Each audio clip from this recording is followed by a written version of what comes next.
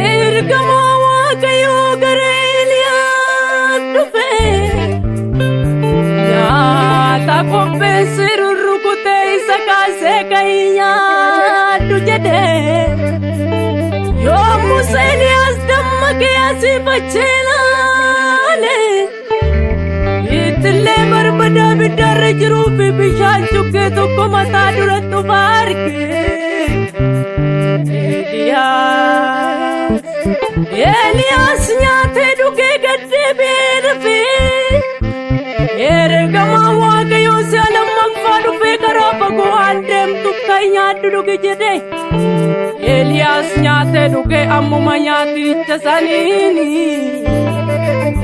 guyyaa 40 halkan 40 amma siinaa tullu waaqayyootti deebi anaaf wanna nyaattee dhugduu yaadda inni soortuun lafa onaa jira waaqayyooni jira waaqayyooni anaaf wanna nyaattee dhugduu yaadda inni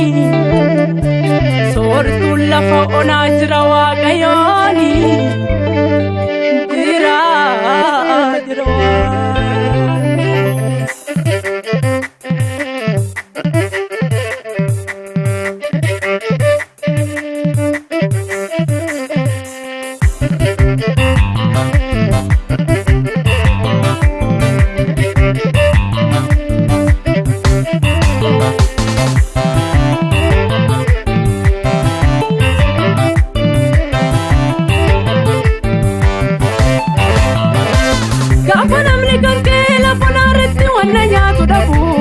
Allaatti abboomtee soortaamtuu sinnifu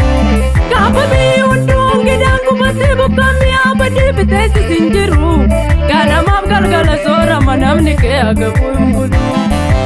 lafoonaa irratti soorama lafoonaa irratti soorama lafoonaa irratti soorama lafoonaa irratti soorama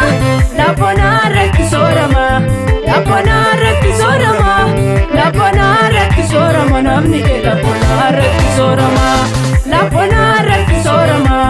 lafoonaa irratti soorama lafoonaa irratti soorama namni kee lafoonaa irratti soorama.